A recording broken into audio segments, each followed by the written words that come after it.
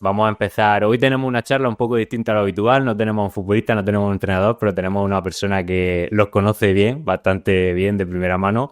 Yago Rama, que se dedica un poco al mundo de la representación. Yago, ¿qué tal? ¿Cómo estás? Hola, ¿qué tal? Buenos días. Gracias por la invitación. Lo primero, no sé si vosotros, agente de futbolista, representante, ¿cuál es un poco la terminología más aceptada o que preferís vosotros? Bueno, en mi caso, al tener la formación como abogado deportivo, realmente siempre me presento como abogado deportivo y consultor de fútbol porque tengo un conocimiento así global de la profesión, pero yo creo que cada persona, a mí me gusta más lo de representante, pero quizás porque en su momento yo saqué la licencia en 2002 de agente FIFA, porque se denominaba así como a día de Ujú. hoy, desde hace bien poco, de nuevo. Pero agente te llama representante, repre. A mí lo que no me gustaba mucho era lo de intermediario, sobre todo en el caso de la gente que se dedica a trabajar con jóvenes y a invertir en el desarrollo de los futbolistas. Pero bueno, a mí me gusta representante, personalmente.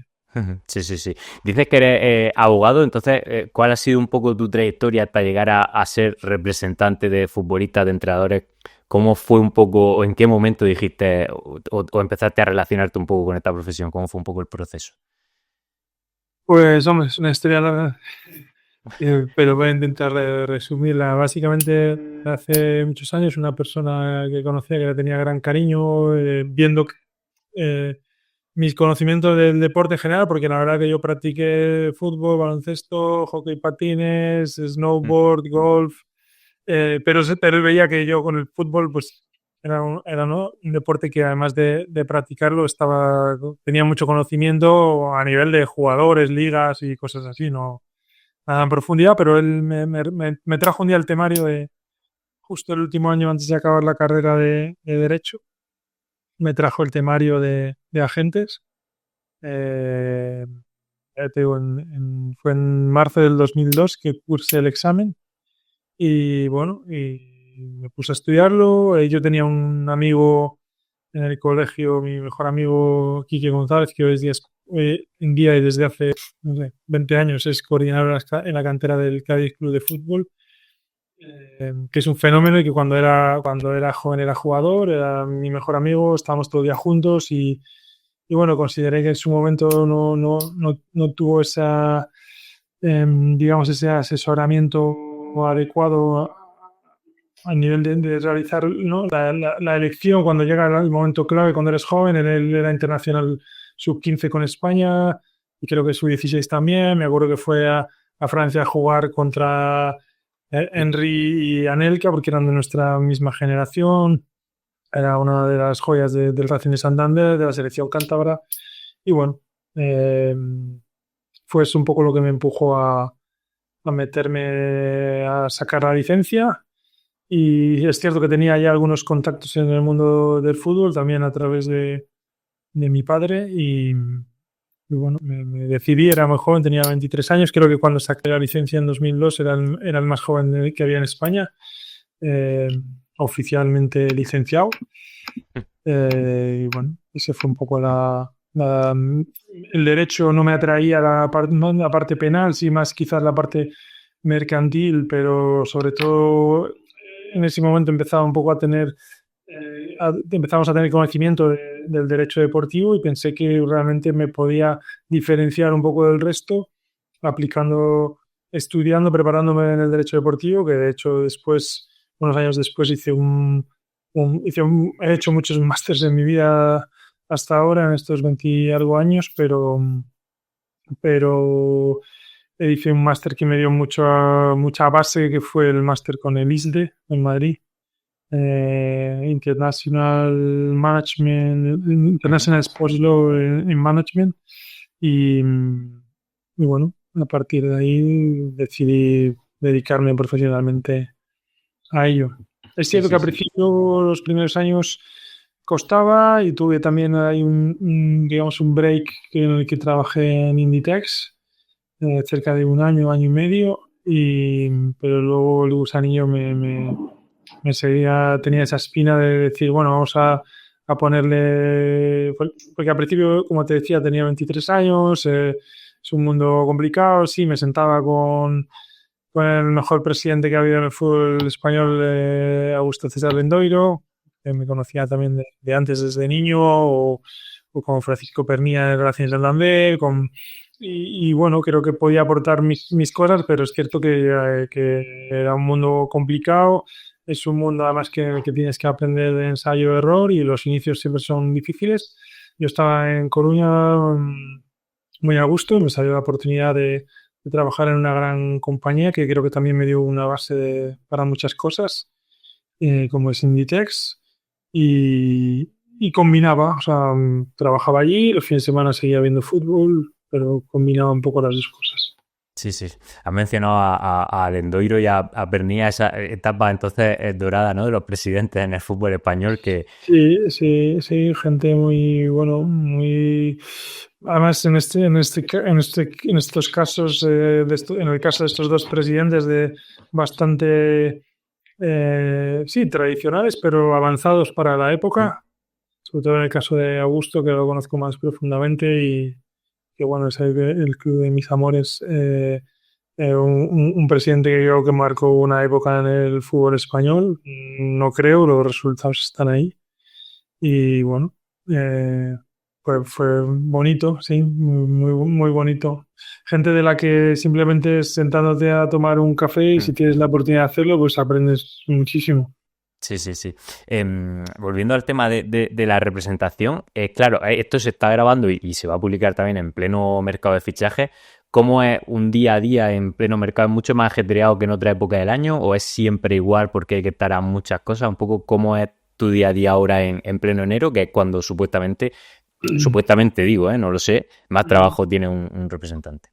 Sí, a ver, yo creo que la gente también a veces sí, tiene un poco de confusión de todo lo que engloba nuestra profesión. Em, Quizás durante la época de mercado lo que sí que tratas de hacer es que tus movimientos y tus viajes sean un poco más precisos.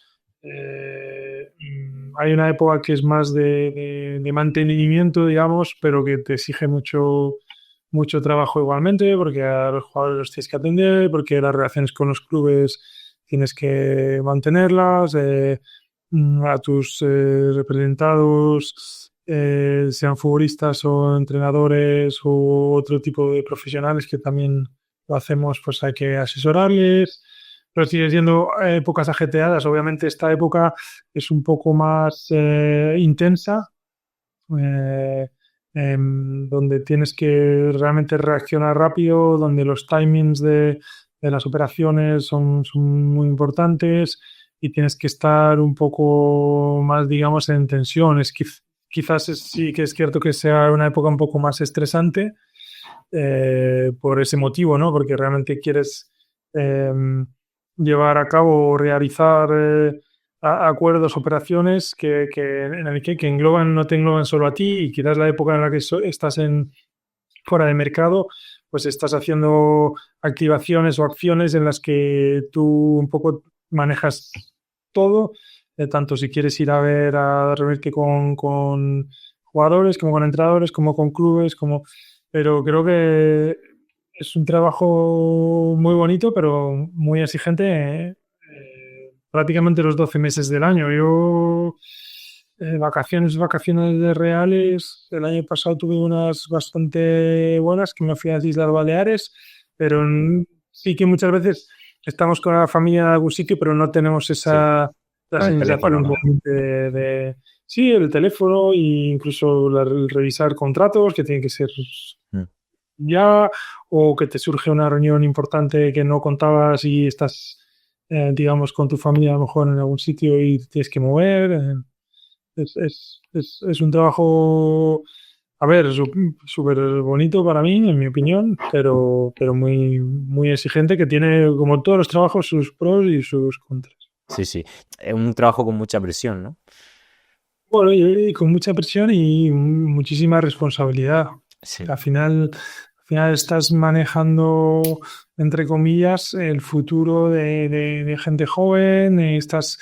¿No? Todo el mundo habla, el mundo del fútbol es una industria muy particular porque mueve muchas pasiones y, y los grandes protagonistas de la industria, que son los jugadores, pues al final el poder asesorarles en diferentes ámbitos es una responsabilidad muy grande y obviamente cuando se pone en tus manos se crea, en mi caso, se crean unos vínculos bastante fuertes. Como tú bien has dicho, sobre todo cuando sales al extranjero, pues muchas veces, yo no te voy a engañar, cuando eh, he trabajado con algún jugador o algún entrenador, nos hemos movido a algún país o a algún mercado que a priori pues, desconocíamos. Si bien es cierto, siempre intentamos, además de viajar mucho, estar informados de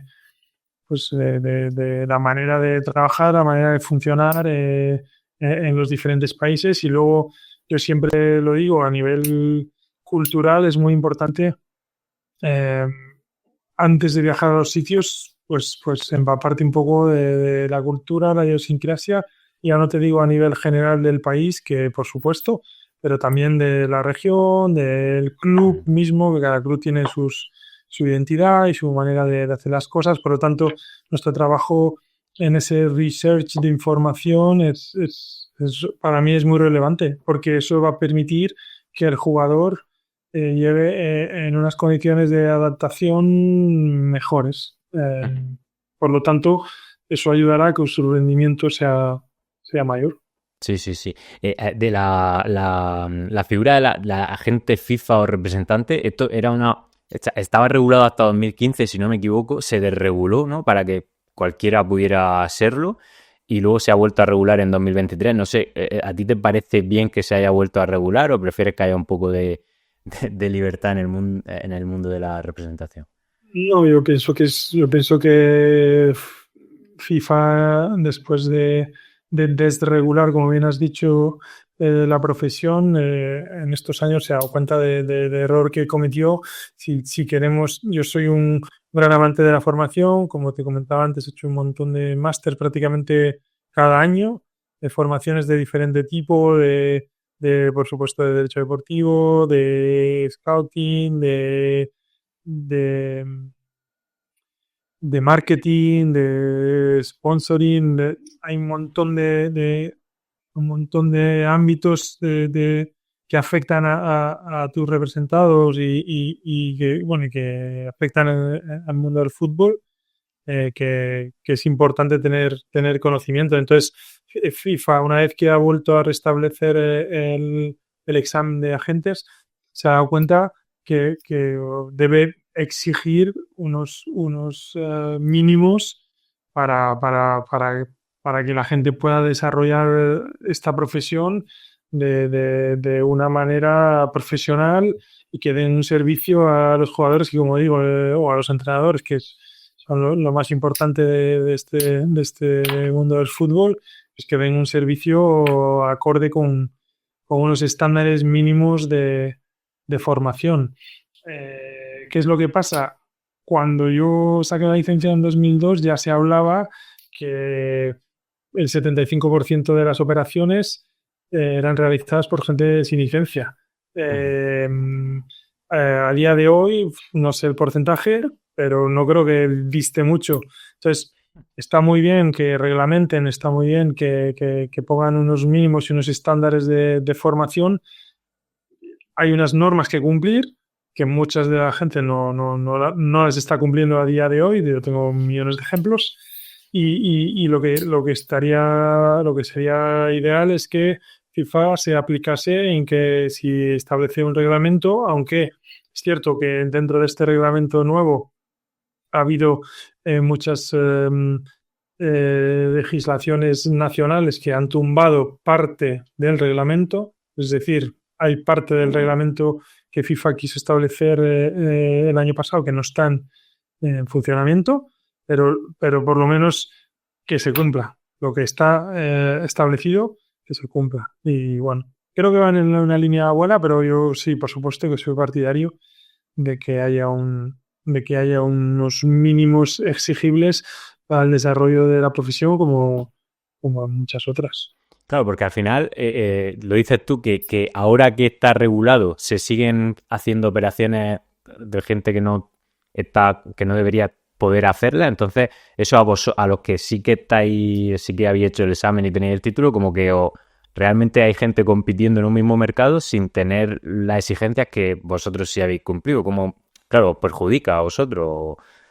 O simplemente por el Sí, hecho de decir, si yo lo tengo, lo tienes que tener tú también, o perjudica realmente en el día a día. sí, a ver, sí, obviamente perjudica, pero yo creo que a quien perjudica más es al mundo del fútbol y a los jugadores y a los clubes, porque todos queremos, y que además creo que el fútbol de unos años a esta parte ha cambiado muchísimo y va orientado hacia una profesionalización de todos los sectores, de todos los ámbitos del fútbol. Hablo a nivel de entrenadores, hablo a nivel de la formación de los jugadores, que como digo son lo más importante, pero también en todos los niveles estructurales de los clubes. Entonces, día a día vemos más profesionalización en todos los ámbitos y creo que es el mínimo exigible y es el camino que todos queremos que tome el fútbol. No puedes exigir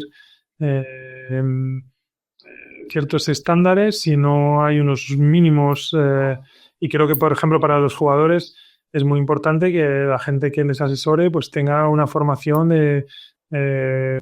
mínima o máxima, yo diría, de las regulaciones que les afectan, como es el reglamento de estatuto de los jugadores en el caso de FIFA, si un jugador va a cambiar de asociación, etcétera, etcétera. Realmente tampoco es tan difícil regularizar la situación, es un examen, ¿no? Y dicen que tampoco es tan difícil. No sé cuál es tu experiencia con el examen. Bueno, tuve la suerte, entre comillas, Claro, si estabas ya antes de claro, yo 2015 no estaba tenías que hacer. registrado anteriormente, no tuve que realizar el examen, pero como formo parte, bueno, como tengo muchas amistades y luego tuve la suerte en 2022 de hacer el Player Agent Program de UEFA, que era la primera promoción, un programa para agentes,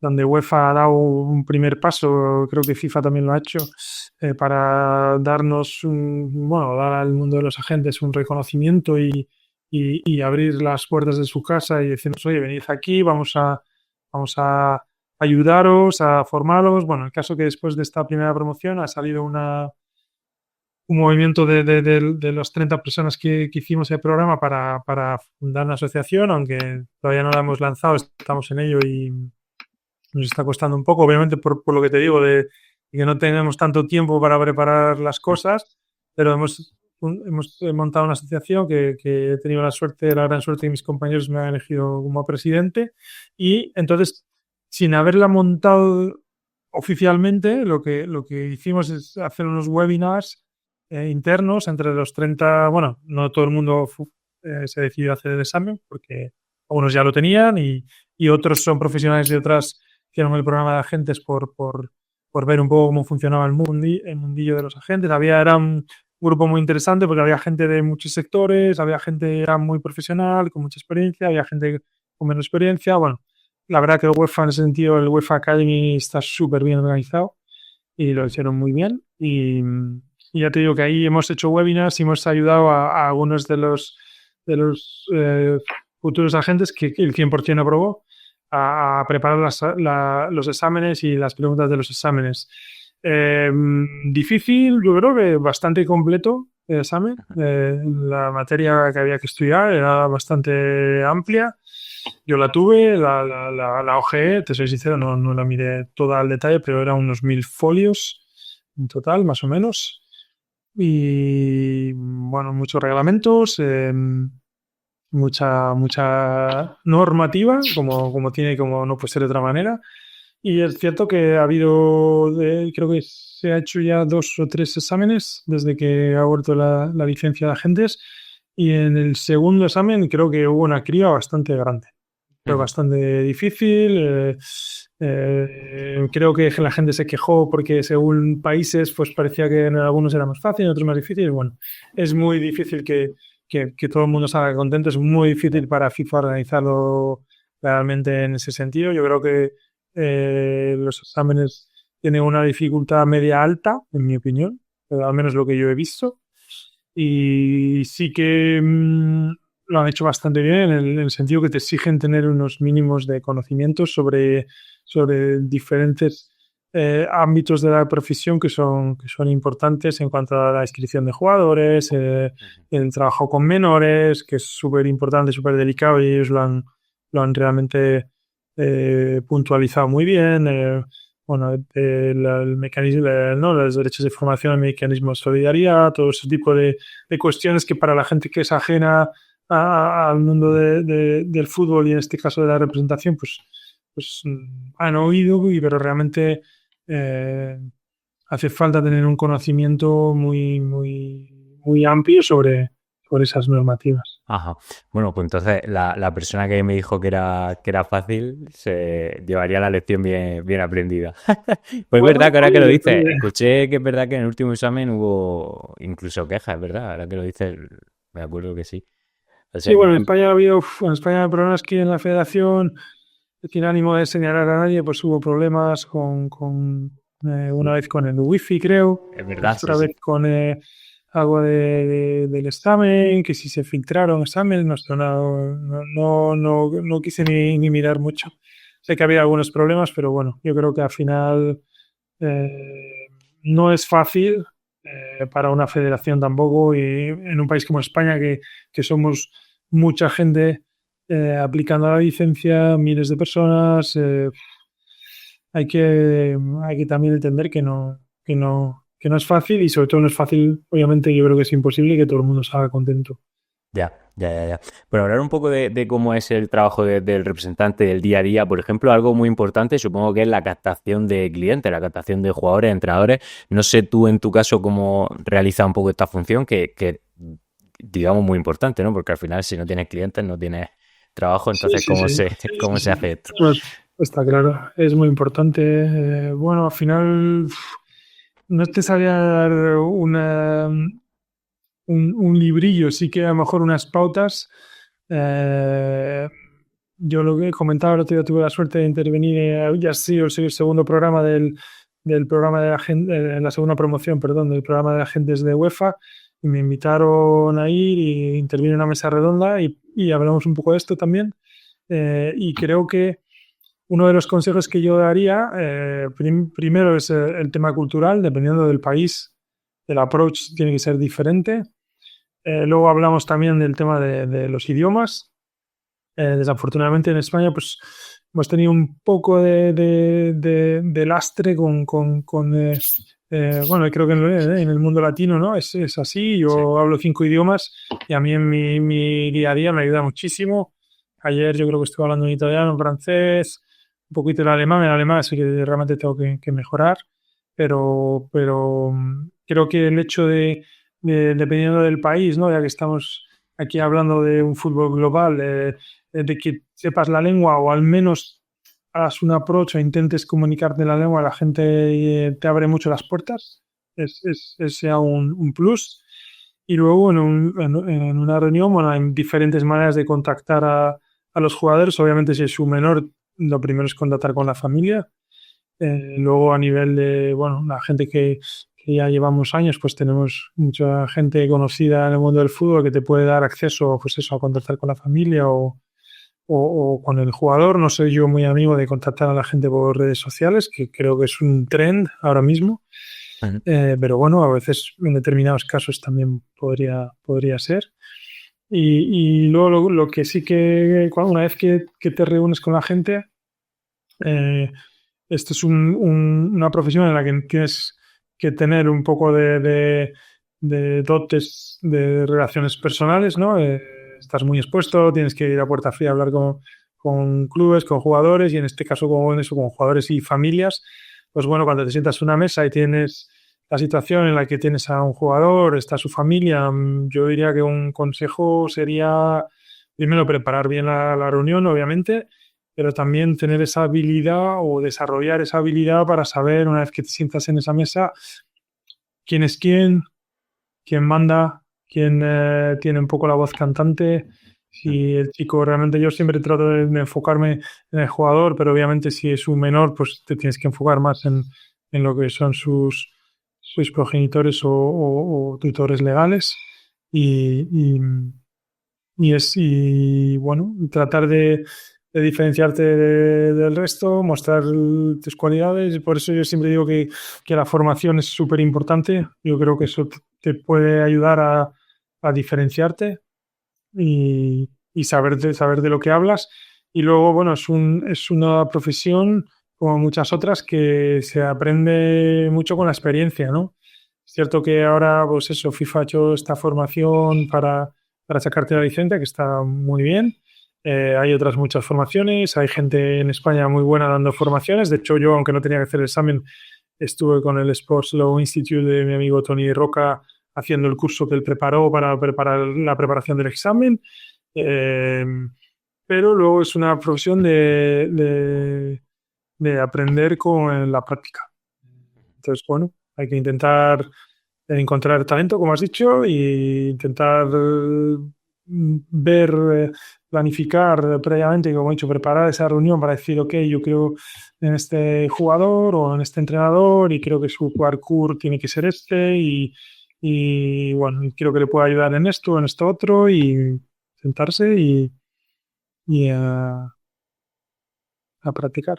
Sí, sí, sí. Muchas veces, la experiencia que tengo de los futbolistas, muchas veces se encuentran en la decisión de decir, me voy con una agencia súper grande que tiene muchísima gente y tiene muchísimos contactos, pero a lo mejor luego tiene tantos jugadores que no puede tener un trato súper personalizado, o me voy con el agente que va por su cuenta, que va a tener un trato súper personalizado, pero a lo mejor al ser solo una persona, pues tampoco tiene o llega a tantos sitios como a mí me gustaría. Esto se da habitualmente, ¿no? Tú desde tu experiencia, ¿cuál es un poco lo más, no lo más indicado, porque al final cada persona puede elegir lo que quiera, pero se da, ¿no? Esta situación muchas veces, ¿no? Sí, sí, y ahora mismo un trend también en la industria que están llevando fondos de inversión y unificando agencias, por lo tanto, aumentando la cartera de clientes a niveles, en mi opinión, casi incontrolables. Yo soy de la opinión, siempre me he mantenido, a pesar de que haya tenido contactos en el pasado con agencias grandes, internacionales, que muchas de ellas trabajan muy bien y muchas de ellas obviamente tienen profesionales muy buenos trabajando, pero bueno, yo soy más partidario de un trato con el jugador más boutique, principalmente porque al final las agencias grandes, en mi opinión, son como microagencias dentro de un paraguas que obviamente te da una estabilidad, una tranquilidad, me refiero para cuanto a los agentes, pero como tú bien dices, yo muchas veces me quedo pensando, digo, este jugador con este perfil que trabaja en esta agencia, no sé, un delantero, no se dará cuenta que en esa agencia hay 25 delanteros de su mismo perfil y eso realmente le puede, porque dependiendo de las situaciones en esas agencias, al final, a ver, como tú has dicho, hay muchas presiones, hay muchas situaciones que se dan en el camino, que te pueden condicionar. Yo creo más en el trato personal y luego lo que te has dicho de que nosotros no podamos llegar bueno, yo obviamente ni yo ni estas grandes agencias llegan a todo el mundo, eso es imposible, pero bueno, hemos hecho operaciones en muchísimos países y lo que tenemos, y no solo yo, muchos agentes que yo sé que trabajan y trabajan muy bien y que no están bajo el paraguas de una agencia grande, tenemos una red de contactos brutal.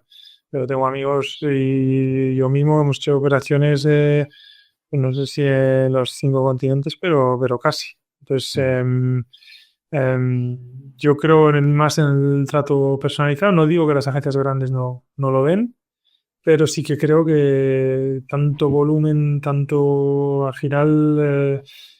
De hecho, como te he dicho, ahora es un trend, pero yo creo que en los próximos años es un tren también porque las nuevas generaciones pues te piden este tipo de servicio de redes sociales, de un poco más de marketing, ¿no? Pues mira, yo tengo esta marca y que eso lo hacemos todos básicamente, pero sí que ellos a lo mejor le dan un poco más de bombo, hacen unos vídeos muy chulos, hay gente muy buena trabajando en estas agencias grandes, pero yo creo que va a llegar un momento en que ese volumen de jugadores de agencias tan grandes, esa dimensión porque hemos pasado de que cuando yo empecé, una agencia muy grande tenía 80 jugadores, 100 y era bus. La verdad es que hay agencias de 350, 400 y yo creo que todavía no hemos terminado. Entonces, bueno, yo creo que es una decisión muy personal. Yo soy más partidario de un trato más, como he dicho, más boutique, más individual. Creo que hay gente muy buena en los dos bandos, lo voy a llamar así, y al final es decisión del jugador y de sus familias de quién quieren dejar la responsabilidad, que como he dicho es muy grande, de pelear por su futuro y de tratar de aconsejarle, de acompañarle y de encontrar el mejor camino para su desarrollo personal y profesional. Sí, sí, sí. A la hora de captar futbolistas, ¿hay un perfil por el que se pelea todo el mundo? Tal típico mediocentro llegador o el delantero, son perfiles, ¿no? Que quizá pues luego se pueden mover más fácilmente, ¿no? Hay típico delantero goleador que te reúnes con él y ya se ha reunido con 8 agentes porque lo quiere todo el mundo. Y luego el lateral Mm. derecho tiene más difícil encontrar cómo se da un poco esta situación en los perfiles según el futbolista. Sí, sí, así es. Pues al final es muy cambiante. Obviamente Ajá. el delantero goleador no va a cambiar nunca. Es la posición realmente más decisiva. Eh, pero también hay diferentes trends en los años. Yo recuerdo hace unos años no tanto que la posición más demandada era el lateral izquierdo. Ahora parece que vuelve a ser, porque realmente parece ser que los clubes no encuentran tantos que se ajusten a. Además, es en esa posición como han cambiado tanto los sistemas, ¿no? Ahora está el lateral carrilero, bueno, es muy específico, entonces, bueno, ha cambiado un poco. Eh, Ahora mismo, a día de hoy, creo que las posiciones cambia un poco también por países. Creo Ujú. que las posiciones más solitas son, como siempre, el delantero goleador, el mediocentro más posicional, pero que tenga buen pie, pero que a la vez sea capaz de romper líneas y que sea físicamente, que tenga una presencia física. O sea, el Balón de Oro, que es Rodri, es una posición que no, que es muy rara, que no hay, que es difícil, vamos, que es difícil de encontrar. Aprovechando que le he mencionado, creo que es un Balón de Oro merecidísimo. Es un jugador espectacular y que además cumple todos los requisitos, en mi opinión, que tiene que tener un deportista de élite y más.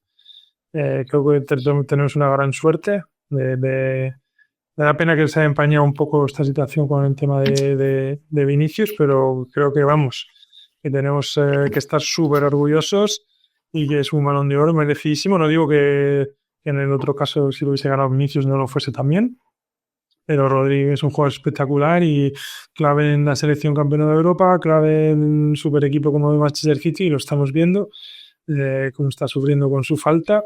Y bueno, creo que esa es una posición que a día de hoy se busca mucho, como te decía. Eh, los bandas un poco con desequilibrio, con uno contra uno, porque creo que el fútbol estructurado está haciendo perder un poco ese jugador de calle, ¿no? Estamos hablando mucho de eso. Eh, y en España los defensores centrales. En España en los últimos años ha habido una carencia de esa posición y creo que se debería de meter un poco de impulso y creo que tiene que haber los buenos, no sé cuál, no sé por qué, me refiero. Nos ha costado tanto en los últimos años encontrar o desarrollar jugadores en esa posición. O quizás sea la falta de oportunidades, porque mira el caso de Asensio en el Real Madrid, que nadie hablaba de él y el chico ha salido ahí, ha tenido un rendimiento espectacular, lo cual habla muy bien del trabajo que han hecho con él a nivel de cantera, porque ha llegado y ha rendido en uno de los campos más difíciles del mundo, en Anfield. Fue un partido impresionante y bueno, pero sí que es cierto que es una posición que en los últimos años, pues en España se ha solicitado bastante y de hecho creo que ha habido bastantes fichajes de centrales de fuera de España. Sí, sí. Ahora que mencionaba el tema de Rodri, pienso que muchas veces igual o pueden incluso joder, por así decirlo, porque aparece un centrocampista, como tú dices, posicional, como Rodri, súper completo, con llegada, y los clubes dicen, hostia, pues yo quiero uno así y tal, y luego vosotros empezáis a buscar y dices, pues sí que no hay. O un delantero que aparezca goleador, que luego juegue bien, y pues sí que no hay como él mucho. Y los clubes todo el mundo Sí, lo quiere y sí, vosotros buscando y no aparece ese jugador. sí, es cierto bueno, creo que es normal que haya un jugador diferenciado en una posición que en los últimos años, pues, todos pensamos que una vez que Sergio Busquets saliera de la selección, pues nos iba a ser difícil reemplazarle, porque a lo mejor no nos habíamos dado cuenta que todavía que llegaban estos jugadores como Rodri o como Zubimendi, que creo que tampoco sí ahora se está hablando, ¿no? Porque realmente tiene un montón de clubes interesados en él, pero es un jugador que para mí de lo más impactante que pasó en la Eurocopa, que tuve la gran suerte de vivir en directo tanto los cuartos de final como la final. Sí. Fue la segunda parte que hizo en la final, o sea, fue una cosa realmente para mí Mm. impresionante que un jugador joven entre en un partido tan complicado, tan caliente, a sustituir a uno de los capitanes del equipo y que lo hiciera con esa determinación y con ese rendimiento, es algo impresionante. Yo creo que eso, que el jugador español no me creo que en España no haya jugadores de ese perfil, más jugadores, porque realmente ese es ese es uno de los diferenciales, en mi opinión, que tiene el jugador español con respecto al resto. Pues tenemos ¿no? A Rodri, a Zubimendi, a Ceballos y seguro que muchos otros que no menciono y muchos otros que tienen que venir detrás, porque el centrocampista, otra cosa, en España no habrá, pero centrocampistas con pie y nosotros somos también hemos demostrado, se ha demostrado en esta Eurocopa que tenemos también jugadores que físicamente son fuertes, no tienen por qué atribuirnos siempre de los locos bajitos y el tiki-taka y todo, que también es una señal de nuestra identidad, ¿por qué no? Hay jugadores que a lo mejor físicamente no son tan fuertes, pero que marcan la diferencia igualmente. Tenemos el caso de Brahim o de otros jugadores que a lo mejor físicamente a priori nos parece que en el mundo del fútbol hay que medir 1,90 para jugar y son jugadores impresionantes. Dani Carvajal, jugadores de nivel top, que físicamente, bueno, yo creo que eso, que el jugador español eh, es súper completo, es uno de los más completos de fútbol mundial. Sí, sí, sí, sí, sí. Hablábamos de captar jugadores. ¿Os tenéis que... ¿Os veis también la tesitura de rechazar jugadores? De que te venga un jugador y diga, me gusta cómo has trabajado con este y quiero que me lleve y tú le digas, pues lo siento porque, por lo que sea, porque no veas que es un perfil que no le puedes sacar provecho, ves que has tenido que rechazar muchos jugadores o no es una situación en la que os veáis nuevamente. Bueno, sí, no te voy a engañar. No es una situación, no es una situación que se ve tampoco todos los días, obviamente, Ujú. pero sí que ha habido bastantes casos por diferentes razones. Pero cuando me contactan la principal razón es si yo considero que mi manera de trabajar ideal, soy yo quien elige el perfil con el que trabajar.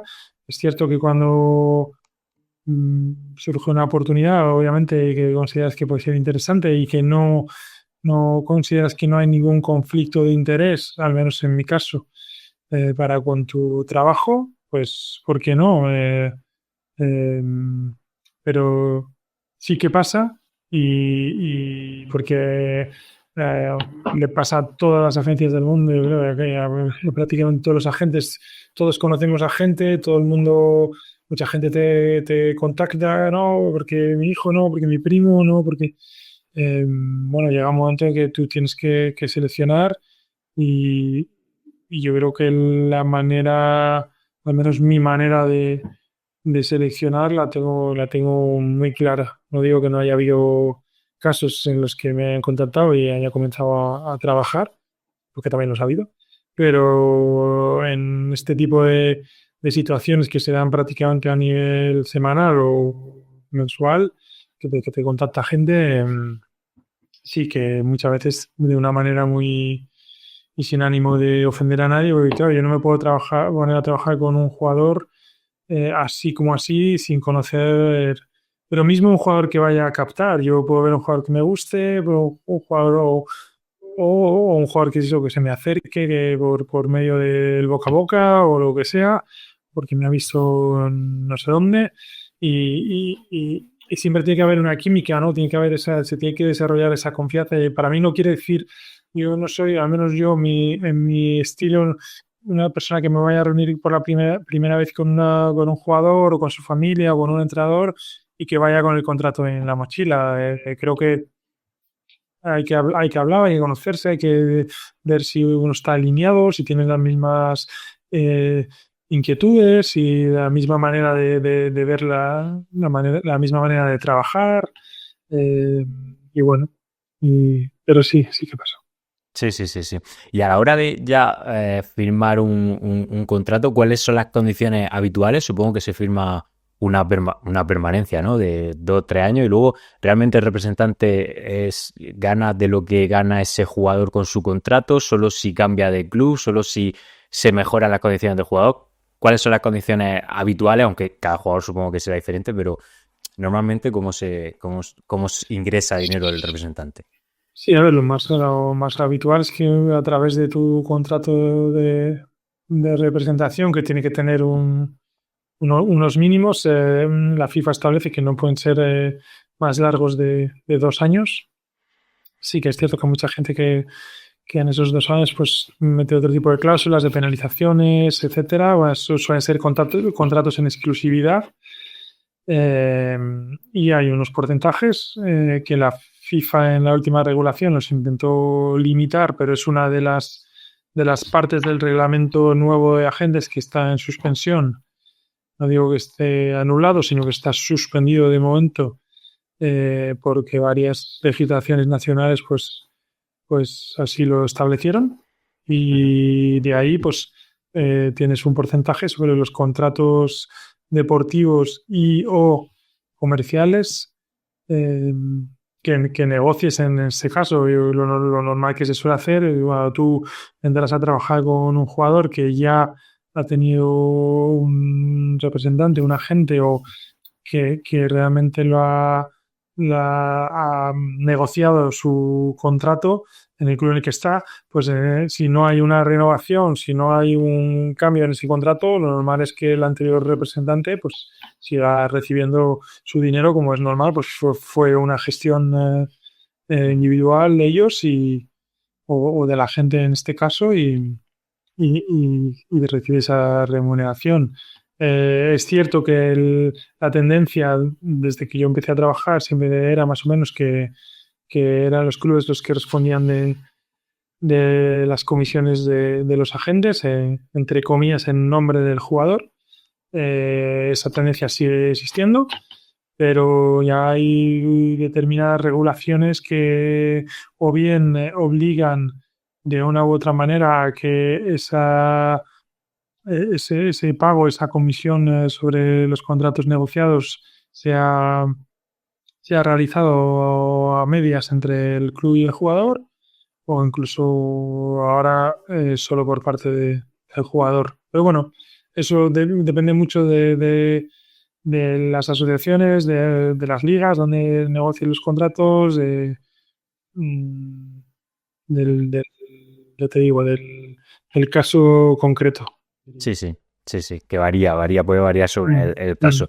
Y en trato como es tu caso, con tu manera de trabajar, trato como tú dices, súper personalizado, ¿hasta qué punto estáis en el día a día del jugador? Es decir, ¿firmáis también o estáis también presentes en otro tipo de acuerdos promocionales, por ejemplo, o si necesita una bota o si necesita una casa, todo ese tipo de cosas lo gestionáis también? ¿O hasta qué punto estáis en el día a día del jugador?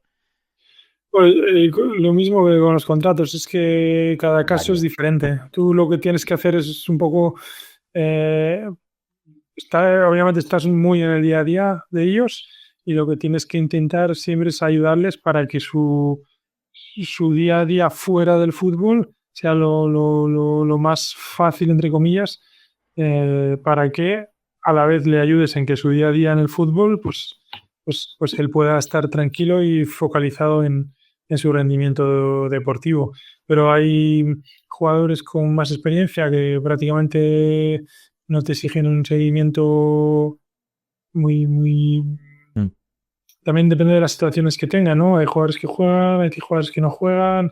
Yo intento a todo el mundo tratarle igual, sea cual sea la situación, pero es cierto que un jugador que no está jugando o que está lesionado o que tiene un problema a nivel personal, pues te exige a lo mejor más atención que en ese momento que otro jugador pues que va todo sobre ruedas, que está bien, que la familia está bien, que los niños. Nosotros tratamos de darles, al menos yo, un soporte global para todo lo que esté en nuestra mano. Obviamente hay determinados ámbitos de los jugadores. No, pues mira, hay muchas veces los jugadores me dicen, no, pues ya, pues mira, voy a hacer esta inversión y tal, ¿y qué te parece? Y tal, pues yo le doy mi punto de vista pues como persona de confianza, con los conocimientos que tengo, trato de informarme, tengo una red de contactos de todo tipo en todo tipo de ámbito y lo tratas de poner a su disposición para que en el caso de que sea pues una inversión o que sea el colegio para los niños pues, o una segunda opinión médica con respecto a un problema físico, ya no solo del propio jugador, sino puede ser de a lo mejor de su mujer.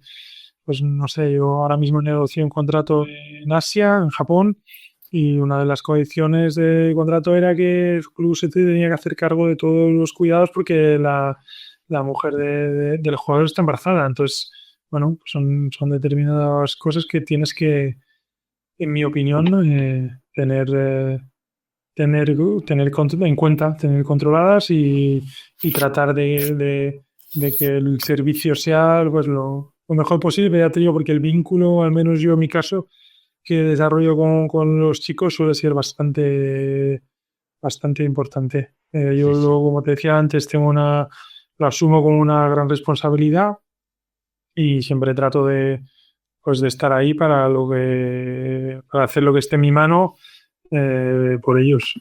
Ujú. ¿Te has encontrado tú o has conocido del mundillo ahora que dices lo del jugador este de Japón, algunas cláusulas, no sé, llamativas, extrañas o singulares que se pongan en contratos que te hayan llamado la atención? ¿Recuerdas alguna o...?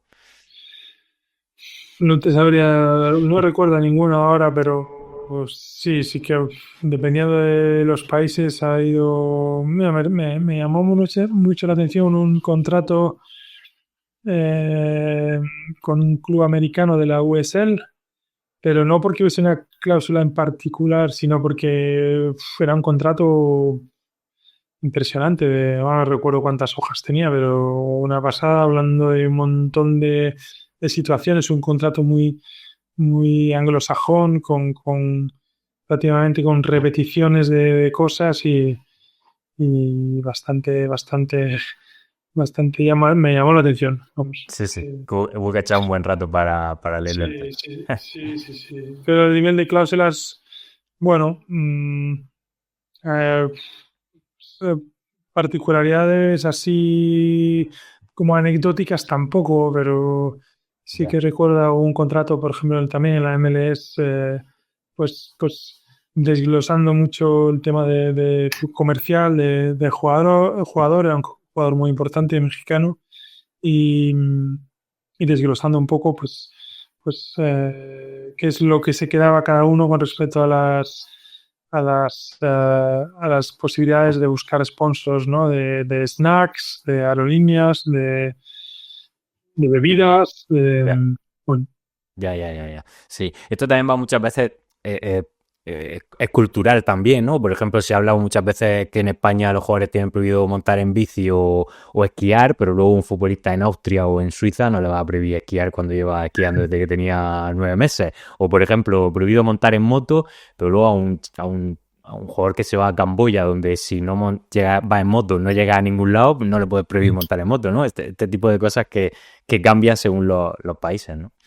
sí, es cierto. Lo que pasa es que, bueno, yo sinceramente creo que aquí en Suiza los jugadores no pueden ni deben esquiar. O sea, Tampoco. Ajá. no creo que esté permitido, Ajá. porque realmente es una actividad de mucho Peligroso. riesgo. A mí me gusta mucho, pero siempre cada vez voy menos y muchas veces con mucho cuidado porque es muy fácil que si no le pones cuidado te puedas lesionar. Las rodillas sufren mucho esquiando. Es un tema delicado. Bueno, sin ir más lejos, mira la situación que hubo con Neuer, el portero del Ujú. Bayern, que se lesionó haciendo esquí de travesía, si no me equivoco. Sí, Al sí. final, un tema delicado. Sí, no, pues tuvimos la anterior entrevista esta, un chico que jugó en Austria y iban de campamento con el equipo a esquiar, pero claro, esto también es verdad que fue hace unos 10 años, a lo mejor la cosa conforme va pasando el tiempo, más cosas se van prohibiendo. Y depende del club en concreto, Sí, ¿sabes? con Porque el al club también. final en esa zona de Innsbruck y tal, la idiosincrasia de los clubes, pues realmente Sí. la preparación física, yo recuerdo también a Fernando Alonso entrenando, ¿no? Entrenando esquiando Mm. porque estás en altura, porque hagas mucho ejercicio físico, o sea, es un buen, y lo que te has dicho, hay algunos chicos que es que llevan esquiando desde que nacieron prácticamente. Entonces, para ellos es prácticamente como andar en bicicleta. Iba a decir como caminar, pero es que caminando no te lesionas normalmente. Y esquiando, aunque lleves esquiando desde niño, las rodillas sufren, la espalda sufre, los gemelos sufren. Eh, es una actividad, pero para mí de mucho riesgo para un jugador, mucho riesgo de lesión. Sí, no, no es recomendable, no es recomendable. Y a nivel de cuando tú tienes contrato con un futbolista, como dices, por ley solo son 2 años, entonces no sé si es un mundo con mucha competencia en el que haya que estar pendiente de que no vayan a tal o normalmente hay respeto entre representantes. No hay respeto. Hay muchísima competencia. Sobre todo tienes muchos casos de jugadores que tú llevas trabajando tiempo y llevas intentando que den, ¿no? Convencer a algún club o que den ese paso a una liga mejor y de repente llega el momento que explotan y antes nadie te llamaba y de repente te llaman a ti, pero casi muchos más llaman al jugador, ¿no? Agentes y todo. Mm. Y es lo que te decía antes de la reglamentación.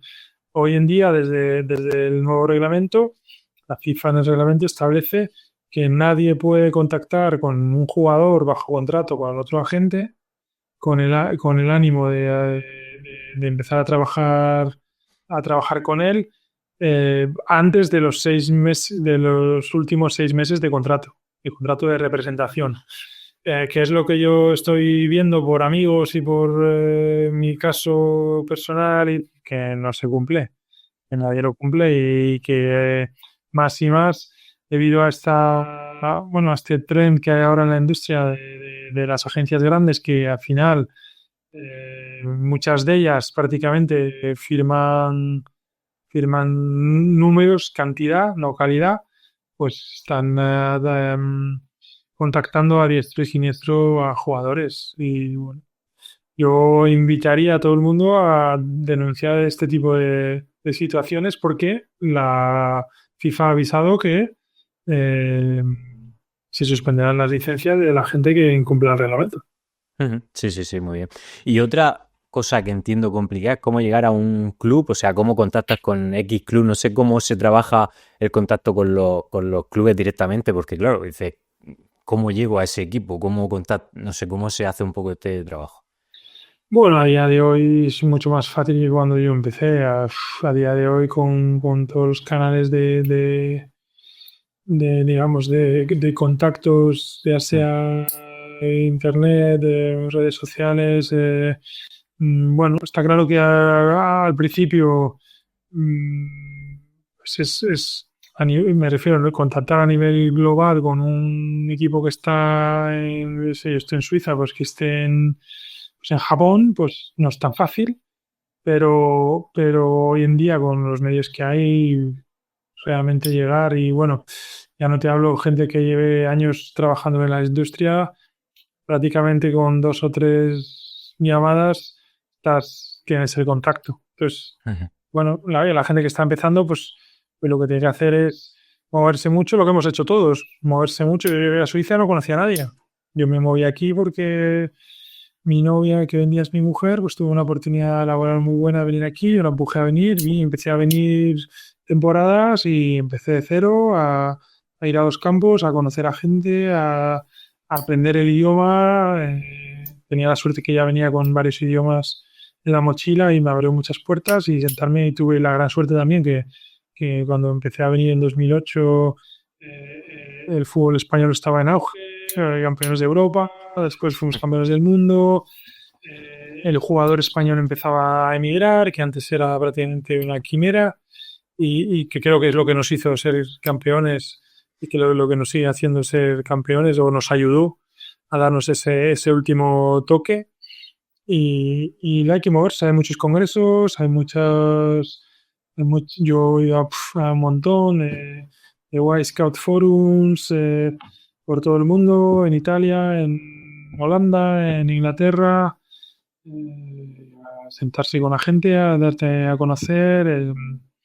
Bueno, es un trabajo que parte importante de él es la relación Mm. personal, como hemos hablado todo este rato, y, y hay que, bueno, que prepararse bien, que ir a conocer a la gente, que cuando vas a sentarte con alguien, pues saber quién es, saber en qué club trabaja, cuál es la idiosincrasia del club, la información es poder.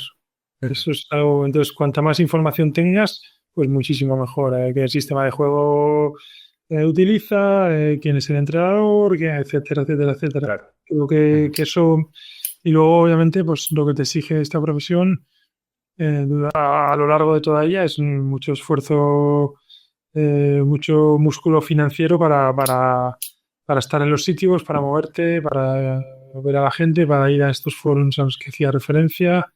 Eh, bueno, te exige pues moverte. Yo obviamente a la gente que está iniciándose y cuando hacemos un poco de mentoring con muchos sellos, sobre todo la gente que sale del UEFA Academy, pues a todo el mundo le digo lo mismo. Oye, intenta pues en tu zona empezar a tener, ¿no? A tener tus contactos y tus relaciones con los clubes, con jugadores y a partir de ahí pues trata de ir creciendo y trata de muchas veces no lo sabemos, pero nuestra propia red de contactos personales, amigos y tal, pues a través de ello, pues realmente pues viviendo en Dinamarca, tener un contacto que está en Ecuador o bueno, Mm. y intentar crecer por ahí, pero claro que es uno de los key points, ¿no? Lo más importante de esta profesión, el network, ¿no? Tu red de Sí, contactos es sí, fundamental. sí, sí. Y ahora que cada vez más clubes tienen el departamento de scouting, ¿no? Que ellos van buscando los jugadores, van viendo qué jugador. ¿No es cada vez más difícil venderle a un club un jugador porque ellos ya saben o tienen otros por delante? ¿Cómo un poco ha cambiado esto en los últimos años? Ha cambiado mucho con el tema del Big Data.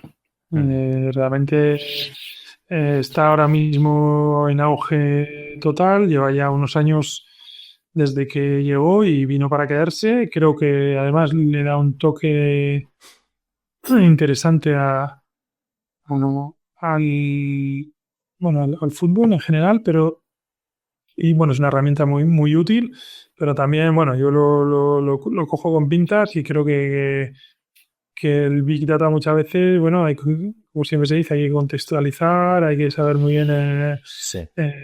no es lo mismo ciertos datos en una liga que en otra.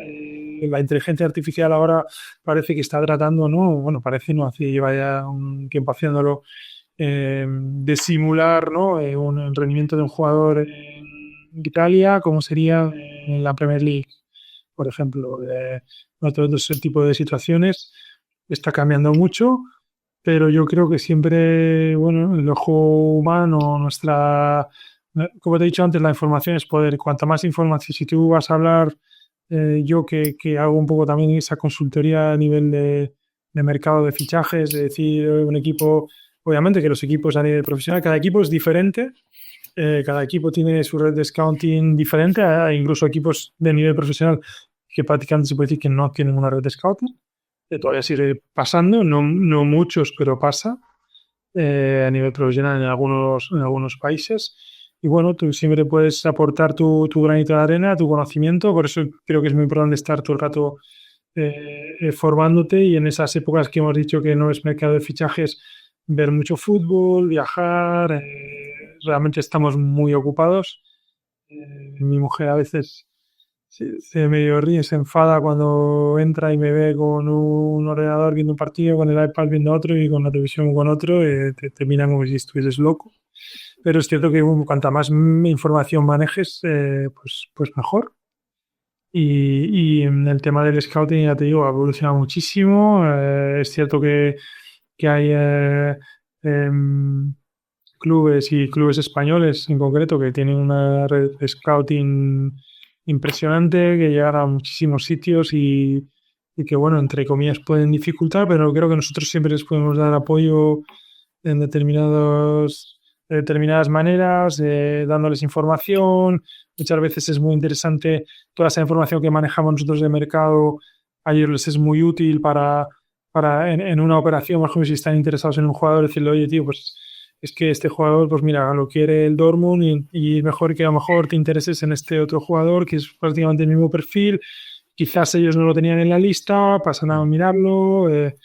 Bueno, creo que tenemos todavía esa chance, pero es cierto que vuelvo al inicio de la pregunta, que el Big Data en muchos clubes, sabes que en Europa y en el mundo está entrando mucho capital americano, el Big Data ellos son referencia, ¿no? Desde la NBA, la NFL, llevan muchos años de ventaja trabajando con ese Big Data. Es cierto que son deportes que para mí no tienen esa comparación tan buena de cómo funciona el Big Data a lo mejor en el básquet o en la NFL o cómo puede funcionar en el fútbol, pero hay muchos equipos que, oye, ellos tienen su lista de 100 jugadores y de posiciones y ellos te dicen, oye, si el jugador no está en la lista, a mí no me interesa.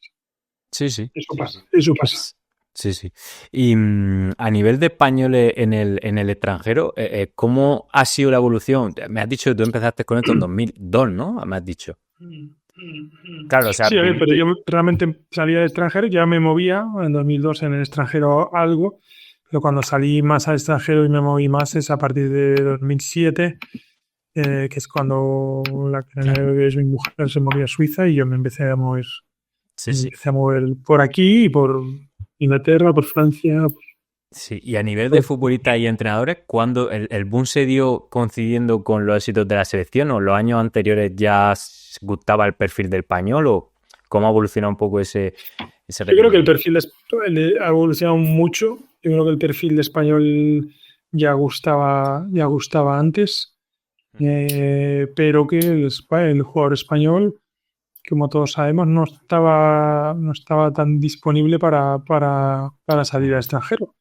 Yo creo que en su momento todos estos jugadores que salieron fuera, como Cés Fábregas, como Xabi Alonso, son los que y Fernando Torres, son los que le dieron no sé, ese condimento al fútbol español, esa competitividad, esa adaptabilidad y esa competitividad, como he dicho, para dar ese salto. Yo creo que el jugador español siempre fue solicitado fuera y es ahora, sobre todo en los últimos 5 años, porque hasta hace 5 años sí que ya el jugador se estaba abriendo mucho más, pero es que ahora hay jugadores que prácticamente te solicitan que quieren salir a jugar fuera porque ven que hay otros jugadores que han ido fuera, que han cogido oportunidades interesantes a nivel económico, que se han enriquecido mucho porque enriquece mucho salir fuera a nivel cultural.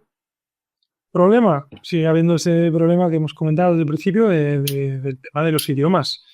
Uno no puede pretender pensar que se va a mover no sé, a Indonesia sin hablar inglés y que la adaptación va a ser fácil desde el principio, porque normalmente estos equipos, a no ser que sean los equipos más grandes de esos países, no te ponen una persona, un traductor que vaya contigo a todos lados.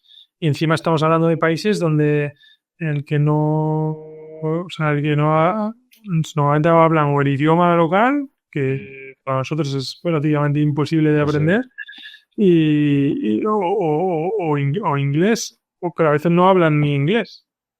Entonces, bueno, obviamente tiene sus dificultades, pero bueno, como te digo, yo creo que el jugador español y el entrenador español, sin ninguna duda, la preparación que tiene, pero los dos, pero me refiero a la preparación que tienen los dos, pero ya estamos viendo que el entrenador español es muy solicitado. Es más, esta semana hablé con un chico que trabaja desde hace, o va a empezar a trabajar más bien, en la Saudi Pro League, que está tan en boga ahora, y que me contactó por medio de un amigo y me dijo que le han pedido que, digamos, busque o que tenga en cartera perfiles de entrenadores españoles y argentinos, Ajá. por ejemplo. Porque el entrenador español, bueno, solo hay que mirar a la Premier. Desafortunadamente desde esta semana, ¿no? Creo que tenemos un entrenador menos, pero somos referencia absoluta. Y hay un montón de entrenadores fuera haciéndolo muy bien. No quiero hacerme propaganda a mí mismo, pero yo trabajo con Jesús Casas, que ha hecho un parkour en el fútbol español impresionante, empezando desde abajo, entrenando en el Cádiz, en el juvenil, en el filial, en tercera, haciendo scouting para el Eibar, trabajando de analista para el Barcelona, llegando al Barcelona del triplete, ¿no? Y creo con Luis Enrique, o entrenando en el Watford con Javier Gracia como primer asistente, luego entrenando en la selección española, segundo asistente, primer asistente, especialista del balón parado, y que hoy en día es entrenador de Irak desde el 2022, que tenemos entre manos, o que tiene él personalmente, un proyecto impresionante de intentar meter a Irak en el Mundial, en el próximo Mundial, que solo ha pasado una vez en la historia, que nada más llegar demostró su capacidad, que firmó en noviembre del 2022 y en enero del 2023 con jugadores solo de la liga iraquí, porque no era fecha FIFA y no tenía los mejores jugadores, entre comillas, de la selección. Ganó la Copa del Golfo, eliminando en el camino a Qatar y Arabia Saudí, que venían de jugar el Mundial. Y te da un poco idea del nivel que tiene el entrenador español. Es un nivel brutal a nivel de conocimiento, es un nivel muy bueno a la hora de adaptarse a las circunstancias. El otro día conocí a un entrenador en el Congreso de Bimagistral que me gustó muchísimo. No me quiero equivocar del apellido, Diego Benito, que salió creo que de primera o segunda ref en España y fue a Venezuela y en el Carabobo FC fue campeón. Diego Medina. Diego Medina, ¿no? Brutal. La capacidad de adaptación, de conocimiento, es lo que digo. Los entrenadores españoles están súper preparados para ir y hacerlo bien en cualquier sitio y creo que el mundo del fútbol internacional le hace mucha falta que el entrenador español llegue a los sitios, pero, como digo, hay que ponerle un plus, hay que poner un esfuerzo en aprender las culturas y en el idioma. Sí, es parte de la cultura, ¿no? Pero creo que eso es clave. Porque esto entendéis que es fundamental, pero ¿qué pasa? Que muchas veces te encuentras con gente que no hace tampoco el esfuerzo, ¿no? De adaptarse o de aprender, y muchas veces eso es clave para luego. Es que no me imagino, por ejemplo, un entrenador en un futbolista igual, pues bueno, luego si eres bueno, pues puedes jugar bien, pero un entrenador en el extranjero y sin saber el idioma es como muy complicado, ¿no? A la hora de luego transmitir tu idea, hablar con los jugadores individualmente, escoger a uno y decirle tal cosa, es como muy complicado, ¿no? Es muy Ese tipo de... complicado, no es imposible. Es muy complicado, no es imposible. Muchas veces también tienes la ayuda de un traductor que realmente tenga un discurso o una afinidad contigo como entrenador importante. Pero también aquí hablamos de la capacidad de adaptarse. Al final, de llegar a un sitio, de intentar aprender el idioma, aunque sean solo unas palabras, aunque sea un idioma que sepas que no lo vas a poder controlar, pero el poder comunicarte un poco, acércate. Sí que no me, lo como decías, me has preguntado que por qué lo decimos, porque sí, nos hemos encontrado con casos de gente que, que les cuesta, que lo tienen como algo como si fuese imposible y no es imposible. Aprender un idioma es una capacidad que es cierto que creo que, que se nos va cerrando a medida que crecemos, ¿no? Por el hipotálamo hablan, ¿no? Hay unas teorías físicas de la capacidad para aprender otros idiomas, ya, pero un idioma al final es cuando uno tiene necesidad de comunicarse, ¿eh? El idioma lo acaba aprendiendo y ese es un poco el planteamiento que tienen que hacer. ¿Qué pasa con el entrenador español o con el jugador muchas veces? No, es que yo pues soy muy bueno, es que yo de esto conozco mucho, es que yo, claro, yo voy a llegar allí, voy a hacer mis entrenamientos, voy a posicionar el equipo, lo voy a trabajar de una manera que no va a tener ningún problema ya, pero no, como tú has dicho, hay que acercarse al grupo, dependiendo de la cultura, pues lo necesitas más o menos, te tienes que adaptar a lo que tú has dicho, a no poder, a lo mejor tener esa capacidad de comunicarte de la manera que quieres, bueno, pues entonces tengo que adaptar mi mensaje, que creo que es lo que hablaba Diego Merino el otro día, que llegó y era un jugador más caribeño, más, pues a lo mejor tengo que adaptar mi mensaje y el mensaje le llegue de otra manera y bueno, tener esa capacidad, ¿no? Yo creo que no lo hemos comentado hasta ahora, pero la inteligencia emocional es clave en las relaciones personales y creo que tener esa inteligencia para decir, bueno, pues a este jugador que para mí me da mucho, pues le tengo que comunicar de esta manera, a este jugador, ¿no? El mundo del entrenador es fascinante, a mí me fascina, me parece complicadísimo.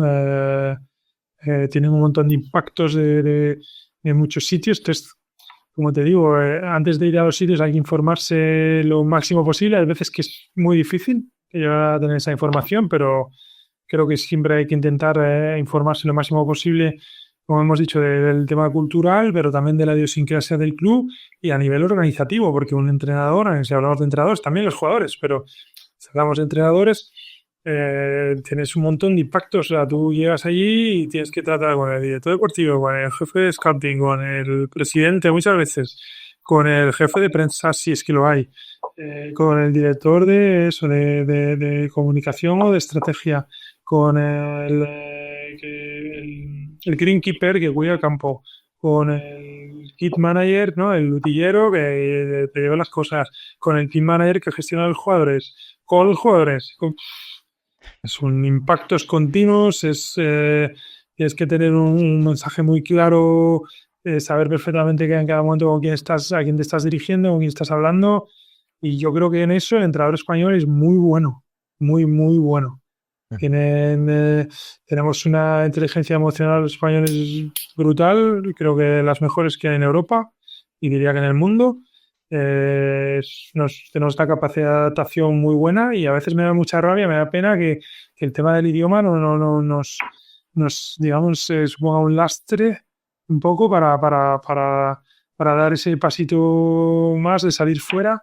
Eh, Tenemos el ejemplo además de nuestros primos hermanos, como digo yo, los portugueses, que también están muy bien preparados, que también creo que nosotros somos mejores, pero bueno, es mi opinión como español, obviamente, como no podía ser de otra manera, pero ellos, por ejemplo, han salido antes fuera. Hay muchos mercados que están muy dominados por portugueses y ellos sí que yo tuve la gran suerte cuando acabé mi carrera de Derecho de Erasmus en Bolonia, en Italia, de convivir en mi casa con mis amigos Tiago y Nuno, de ver la capacidad que tienen brutal para los idiomas. Ujú. brutal. Hablaban inglés perfecto, el italiano lo cogieron al vuelo, francés. Y aquí en Suiza es algo normal. Yo a la gente a lo mejor le digo en español, no es que hablo 5 idiomas, joder, tal. Vaya máquina. Aquí estoy en un país en el que soy uno más. No. Y veo mucha gente que está en el mundo del fútbol y a nivel, por ejemplo, de entrenadores y tal, como mi gran amigo hermano Marco Otero, que fue director de formación bueno, fue director deportivo de la Academia del Valencia 3 años y ahora hasta hace unas semanas director técnico del Olympique de Marsella, que es un español nacido y criado en Suiza, que ha trabajado, que tiene casi 30 años de experiencia en el mundo del fútbol, ha trabajado en un montón de sitios, ha viajado a un montón de países, que habla 8 idiomas. Pues, y habla el catalán y el gallego perfectos, ¿no? Entre ellos. Eh, pues eso abre muchísimo a la hora de comunicar con la gente, a la hora de comunicar con el jugador, le llegas un montón.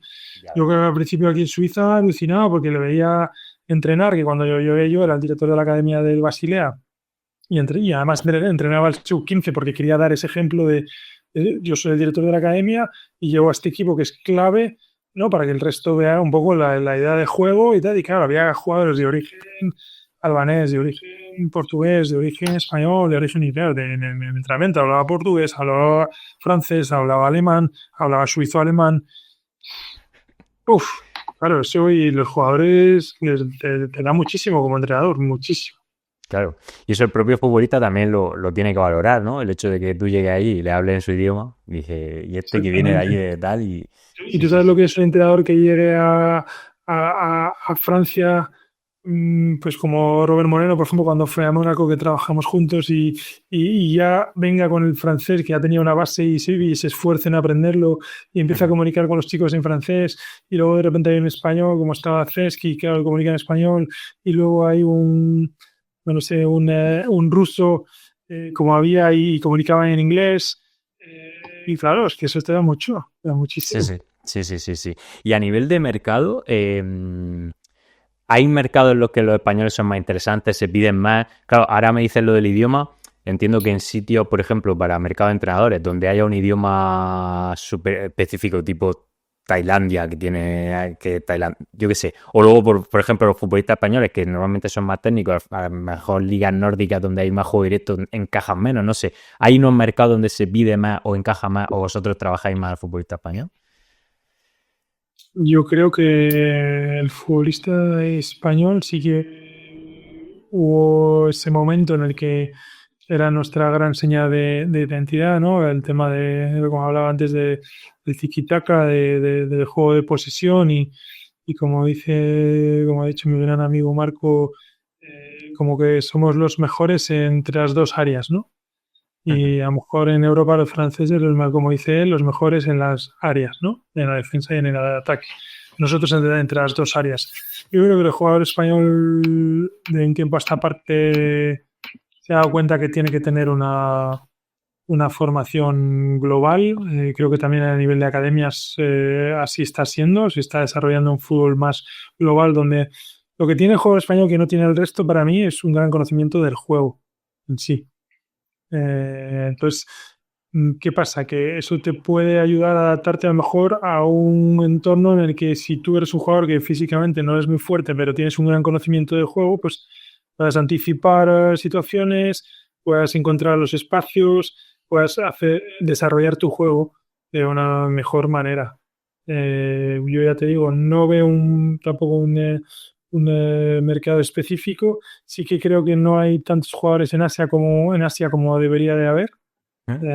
Creo que faltan muchos mercados en los que el jugador español tiene todavía mucho que decir, incluso en Escandinavia, incluso en Alemania, que tenemos la experiencia. Es cierto que Dani Carvajal es un jugador muy fuerte, que por cierto no lo he dicho antes, pero podría haber sido Balón de Oro también merecidísimo perfectamente y que han merecido como Rodri. Y Dani demostró que venía de jugar en la Academia del Madrid, en el B, que había un acuerdo y ese equipo lo vi jugar en mareo, tenía un equipo impresionante.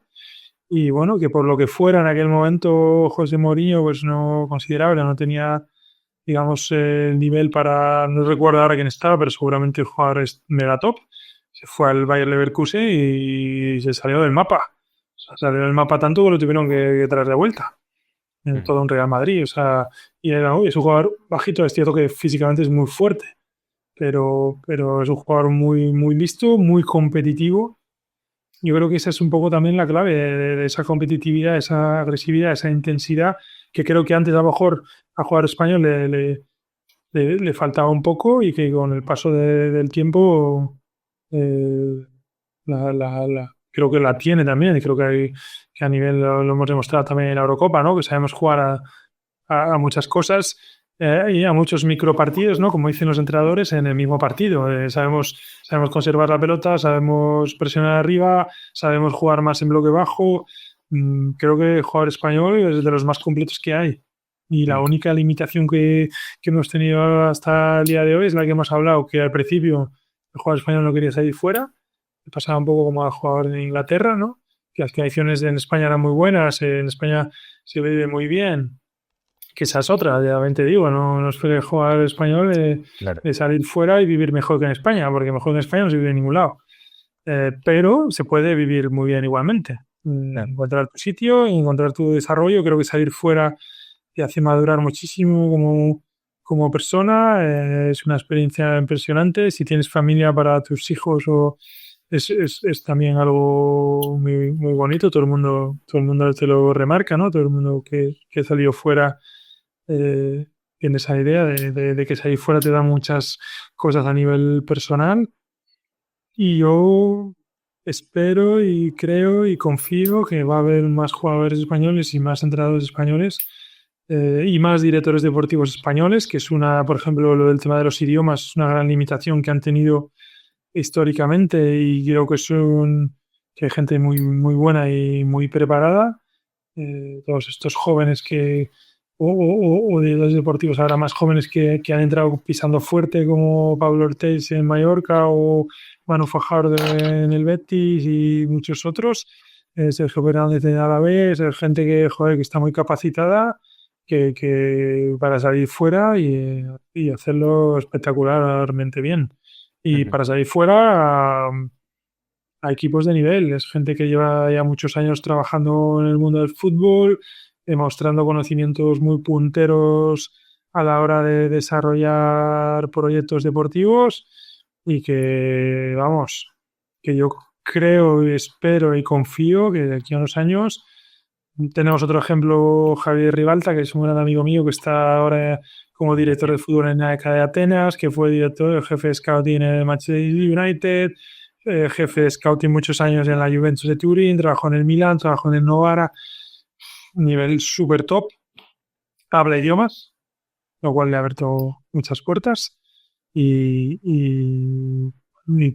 tiene unas capacidades impresionantes. Creo que además este tipo de perfiles como Javier ayudan a abrir las puertas a que otros directores deportivos españoles den ese paso adelante y salgan, y salgan fuera.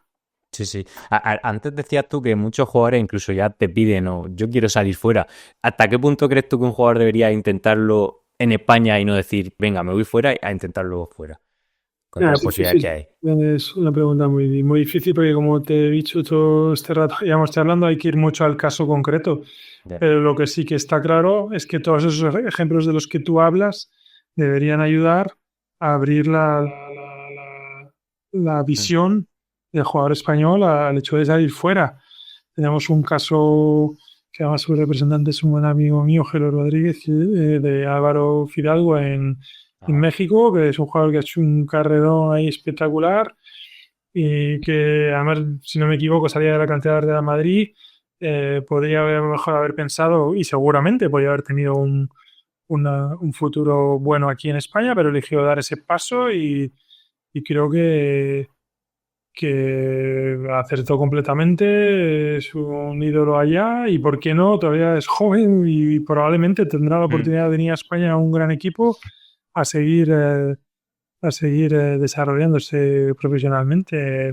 Pero vamos, que te digo que hay un montón de casos Sí. eh, y muchas veces Bueno, como te digo, cada caso concreto es diferente. Hay muchos condicionantes, hay condicionantes a nivel familiar, entonces, bueno, es muy fácil decir, no, me voy, cojo la maleta y me voy, pero bueno, hay que realmente estudiar bien dónde te vas, cómo te vas, etcétera, etcétera. Pero Ya. creo que es, como decimos, es algo muy enriquecedor y que se tiene siempre que valorar, no como antes, que como bien dices, el jugador decía, no, yo me quiero quedar aquí en España y mira este y mira el otro, ya, pero es que ya ahora cada vez más están viendo jugadores fuera que dicen, ya, pero mira este, que parecía que no, pero mira lo que te has dicho, está jugando Champions League, está eh, jugando en estadios con 30 40 mil personas, es que hay fútbol hoy en día es muy global y hay muchos sitios muy interesantes para poder desarrollarse como profesionalmente, ¿no? Sí, yo creo que también frena mucho el hecho de pensar, tanto para futbolistas como entrenadores, que en el momento en el que salga fuera, aquí se te olvida. O sea, se te sacan del radar el hecho de yo me puedo ir a, como te he dicho antes, el caso, a Polonia y por muy bien que lo haga, nunca voy a volver en la misma situación o mejor de lo que estaba en España porque aquí no se va a valorar o no se va a mirar lo que he hecho allí o se desmerece el nivel de allí, etcétera, etcétera. Creo que esa visión se ve mucho también. No sé. Bueno, es que de hecho tienes que estudiar un poco bien los mercados Claro. hacia los que vas, porque es cierto que hay determinados mercados en los que un poco sales del radar. Entonces, a lo mejor sales del radar de lo que es el mercado en España, como estás comentando ahora, pero ahora es el radar de otros mercados como es Oriente o Sí. como es Sudamérica, que yo creo que a Sudamérica, por ejemplo, no han ido tantos jugadores españoles, pero ya ves que ahora mismo está el caso de Muniain en San Lorenzo, parece que Ander Herrera está negociando con Boca Juniors. Al final yo también digo, jolín, es que tenemos ese acercamiento cultural y lingüístico que yo, ¿por qué no? Sí. Es un sitio interesante para el jugador español para desarrollarse. Fíjate, yo tengo un gran amigo mío que colabora mucho conmigo, Andrés Lamas, que fue jugador en España, uruguayo, y él jugó en Atlético Tucumán y para él la experiencia de haber jugado en Argentina se me dio cuenta, ¿sabes? Es impresionante. Y al final es algo bueno, que es interesante, que es seductor, ¿no? Sí, sí. Ir ahí a jugar. Siempre tiene que haber valientes, ¿no? Como Muniain, que se atrevan, que luego les vaya bien, que hablen bien del tema para que Fíjate luego si haya no otros que podría no. haber ido a jugar a cualquier otro sitio y él tenía, yo creo, esa inquietud personal y le llamaba la atención el fútbol Mm. argentino y decidió irse para allá. Sí. Te hago ya la última pregunta. ¿Hasta qué punto crees tú que puede cambiar la carrera de un futbolista el hecho de tener un agente con contacto o lo que sea? O futbolistas que por estar trabajando con la persona indicada hayan llegado a, no sé si tienes caso, a más de lo que tú crees que podían haber llegado. No sé si crees que es muy importante el hecho de tener un buen representante y en este caso el representante en contacto para mejorar la carrera como futbolista. A ver, yo creo que es una pregunta muy buena. Creo que no voy a decir lo contrario, que es importante tener una persona como a día de hoy, dependiendo también de las inquietudes, como hemos venido hablando, del jugador. Pero es importante tener una persona que desarrolle un trabajo profesional y que te acompañe en tu carrera. Yo les digo a todo el mundo lo mismo, los representantes no hacen magia, o sea, eso no existe.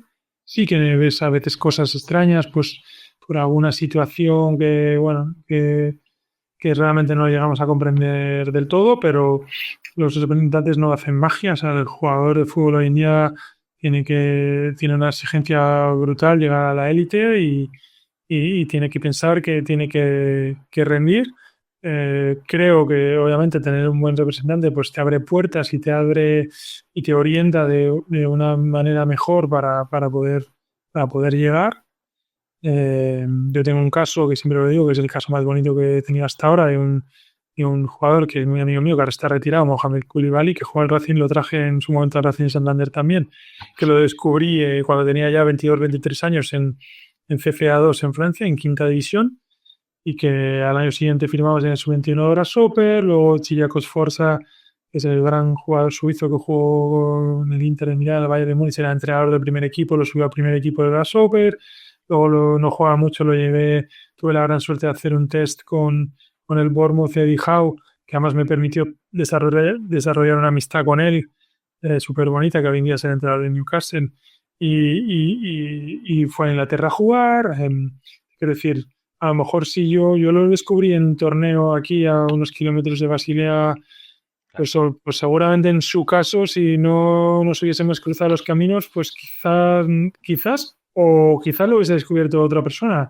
Pero quiero decir que tener una persona al lado profesional y con contactos, pues obviamente que no vamos a engañar a nadie ahora, ni va a sonar presuntuoso decir que te abre muchas puertas y que te puede ayudar a alcanzar un nivel que a lo mejor a priori, pues no, pues en este caso de Cooley, pues está un poco ahí perdido del radar del full profesional. Pero, insisto, nosotros no hacemos magia, los jugadores tienen que rendir. Pues antes hablamos de Álvaro Fidalgo. Álvaro Fidalgo fue a México y rindió como lo que es, fue un jugador de élite. Y eso es lo que te ayuda luego para darle el entorno, o tratar de darle el mejor entorno para continuar desarrollándose hasta Sí, el sí. final de la carrera, que no es tan larga. Sí, sí, sí. Oye, una duda que me surge ahora. ¿Tiene algún país vetado? ¿Algún sitio de diga, yo aquí no llevo a nadie? ¿O no? No, no, realmente no. Hace un par de años me surgió una situación con un jugador en Rusia y al principio pues, me daba un poco de respeto también por desconocimiento y bueno, por la situación que hay ahora a nivel político, pero si te digo la verdad, al final decidimos tomar esa acción que era la mejor y luego viajas a los países y muchas veces nos abren mucho los ojos porque claro, nosotros muchas veces relacionamos a los países con sus dirigentes y no tiene siempre tanto que ver. Mm. Pero no, así a priori, por ejemplo, yo viajé a Rusia en septiembre del año pasado, me gustó mucho la ciudad, Kazán, el Rubin Kazán, me pareció un club espectacular. De hecho, tuvo entrenadores españoles, estuvo ahí Javi Gracia entrenando unos años haciéndolo muy bien. Y no tengo así a priori ningún sitio vetado, Sí, sí. obviamente, pues hay sitios que tú también lo que decía, antes de viajar, pues te informas y tienes que hablar con la embajada y ver, oye, este sitio cómo está a nivel eh, ¿es seguro, no es seguro? ¿Cómo es la situación actual del país? En ese tipo de situaciones sí que puede llegar un momento que digas, no, mira, Ya. aquí no, Sí, porque yo no nos movamos. quizá decía también por la manera de trabajar, porque hay sitios donde quizá, por ejemplo, yo he visto casos de entrenadores que tienen como o sea, sí, plus económico por firmar jugadores, ¿no? Entonces llega un entrenador nuevo y por muy bien que lo haya hecho los jugadores que hay, lo echa para meter a lo suyo y llevarse. Y al final esto, si hay países en los que trabajan así, dices, bueno, allí no voy a llevar porque dentro de 6 meses a lo mejor te cortan o lo que sea. Pero Sí, bueno, son también. situaciones a analizar, ¿eh? Lo que tú estás diciendo, tú tienes esa información y esa información es poder y tampoco hay que meter a todo el mundo en el mismo saco. A lo mejor Claro. en ese país no en todos los equipos funcionan igual. Entonces, cuanta más información tienes, como veníamos hablando, cuanta más información tengas de ese club en concreto, de ese país, pues muchísimo mejor porque vas a permitir que el jugador al que tú asesoras pues tenga una foto de a dónde va, pues mucho más completa, sabiendo que siempre hay ese tipo de riesgos.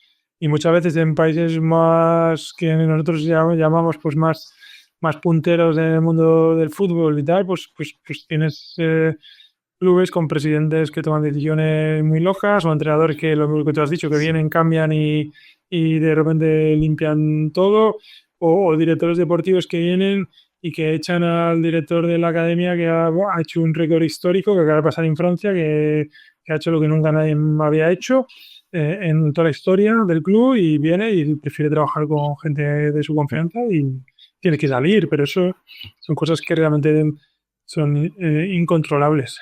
Sí, sí. Y que no Hay que creemos que. intentar controlar lo máximo posible, ¿no? Como hacen los entrenadores españoles que son muy buenos en eso, controlar los riesgos en el juego, ¿no? Para intentar minimizar ese riesgo de que te hagan daño, de que te hagan gol, como dicen ellos.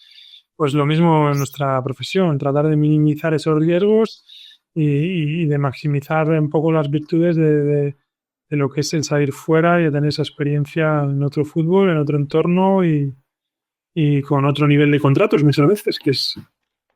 Sí, sí, sí. Que muchas veces te cuentan cosas que dices, madre mía, lo que ha pasado ahí en Asia. Y Sí, sí, luego sí. lo hablas con alguien y dices, va, pues eso me pasó a mí en Albacete, me lo invento. Y parece que eso le Claro, pasa sí, por sí, ahí. sí, sí, Y sí, sí. luego, No, no, sí, sí, sí. sí, Muy bien.